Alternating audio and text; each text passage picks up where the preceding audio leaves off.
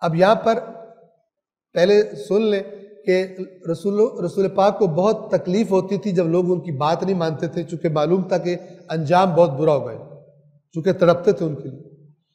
تو اس تڑپ میں یعنی گویا کہ ایسی کیفیت ہو جاتی تھی کہ بس نہیں چلتا کہ کیسے میں ان کو مسلمان کر لوں۔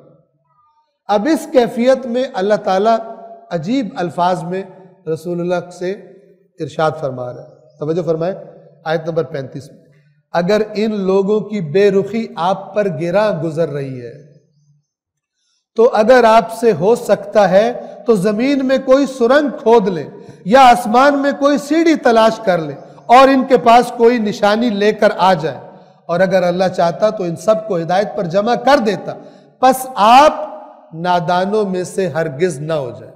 یعنی اللہ کی سنت ہے، آپ کی تڑپ سے یہ ایمان نہیں لانے والے۔ ایمان کے لیے اللہ نے قدرت کیا رکھا ہے راستہ؟ خود سے آپ کی بات کو سن کے خود سے اپنی عقل کی روشنی میں آئیں۔ لیکن اگر یہ منہ پھیرنے کے چکر میں ہے، یہ بیزار ہے، تو اگر آپ سے جو ہوتا ہے کر لیں، یہ ایمان نہیں لائیں۔ یہ اس آیت کا معنی ہے۔